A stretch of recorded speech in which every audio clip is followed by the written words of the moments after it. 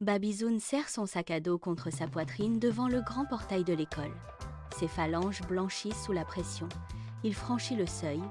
Ses pas résonnent sur le sol froid et il s'assoit à une table isolée. Un élève s'approche, dépose une boîte de feutre colorée sur le bois et le silence s'installe. Babizoun saisit un crayon, le fait glisser sur le papier et ses épaules se détendent. Quelques heures plus tard, au parc, le calme bascule. Babizoun vide son sac, fouille, retourne chaque poche. Le jouet a disparu. Il se précipite en cercle, le souffle court, ses yeux balayent le sol. Ses amis s'arrêtent, forment une ligne droite et inspectent chaque touffe d'herbe. Ils avancent, coudée contre coudée. Soudain, un ami pointe un buisson sombre près du toboggan. Le jouet gît dans les feuilles, intact. Babizoun s'approche, le récupère et expire longuement. La panique s'évapore, remplacée par le poids rassurant de l'objet retrouvé entre ses mains. Le lendemain, Babizoun croque une pomme rouge. Soudain, un craquement sec stoppe son geste. Il porte la langue contre sa molaire, la pousse, et sent une résistance instable. La dent oscille d'avant en arrière. Il se précipite vers ses parents, la main plaquée contre sa joue, les yeux écarquillés. Son père sourit, le guide vers le miroir de la salle de bain et pointe sa propre mâchoire. Babizoun observe son reflet, touche la dent et le frisson d'inconnu s'apaise. À peine rassuré, il regarde par la fenêtre. Le ciel bascule au gris, une pluie de rue frappe les vitres, annulant la sortie prévue.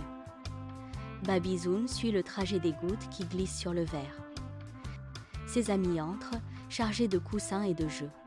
Ils déplacent les fauteuils, tendent des draps entre les chaises et construisent une structure solide au milieu du salon. À l'intérieur de cette cabane improvisée, les rires éclatent, étouffant le bruit des averses. La contrainte météorologique s'efface devant le chantier collectif. Babizoun dessine seul, entouré de ses crayons. Un ami s'approche et demande le crayon bleu. Babizoun fige son geste, ramène ses bras contre sa poitrine et cache la boîte sous son aisselle. L'ami insiste, tente de saisir l'objet, mais le crayon glisse, heurte le bord de la table et se brise en deux sur le sol. Babizoun regarde son dessin inachevé, puis les éclats de bois au sol. Il observe son ami, baisse les épaules et lui tend le reste de sa boîte. Ensemble, ils ramassent les débris et redessinent les lignes effacées. Plus tard, l'atmosphère change brutalement. Dans la salle d'attente au mur blanc, le silence est absolu. Babizoun s'agrippe à la main de son père, ses doigts se serrent sur la paume paternelle. L'air semble glacé. Soudain, la porte s'ouvre. Le médecin appelle son nom. Babizoun se lève, ses jambes pèsent lourd, mais il avance vers la lumière crue du cabinet. Le praticien s'approche avec un stéthoscope froid. Babizoun retient son souffle, les yeux fixés sur le mur. Le médecin ausculte, sourit et décolle un autocollant brillant pour le coller sur la main de l'enfant. La tension quitte ses épaules. Il sourit enfin. Dehors, sur le bitume encore humide, Babizoun enjambe son vélo. Il retire les petites roues stabilisatrices. Il donne un coup de pédale sec, le guidon oscille violemment, le vélo bascule. Il percute le sol, les genoux heurtent le gravier. Il reste un instant immobile, le souffle court. Il se redresse, frotte ses paumes contre ses cuisses et essuie la terre sur son genou écorché. Il saisit à nouveau les poignets. Il pousse, pédale, et cette fois, le vélo file droit. 10 mètres, 20 mètres, il gagne en vitesse. Une fois rentré, il s'installe à la table de la cuisine. Il découpe des feuilles de papier colorées avec précision. Il applique de la colle sur les bords et saupoudre des paillettes dorées. Il trace des lettres appliquées sur le carton. C'est une surprise, un cadeau pour sa maman. Il dissimule la carte derrière son dos, attend que la porte s'ouvre. Quand elle entre, il tend le papier. Elle le saisit, déplie la feuille et ses yeux s'illuminent. Elle se penche et l'embrasse sur le front. Babizoun sent une chaleur intense lui envahir le visage.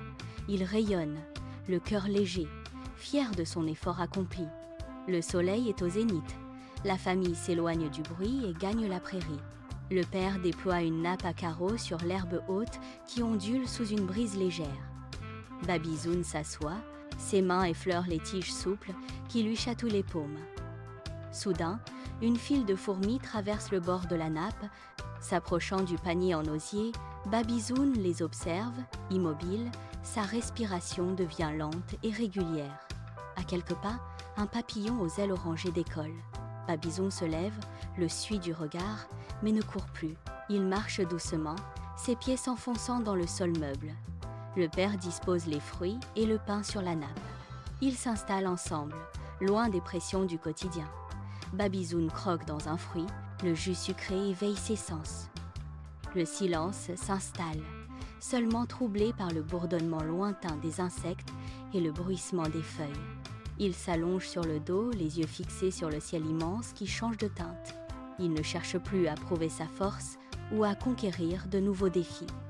Il est là, simplement présent, enveloppé par la chaleur de la terre et la présence rassurante de ses parents. Une plénitude absolue le gagne. Le temps semble se figer. La journée touche à sa fin, dans un calme profond et une sérénité retrouvée.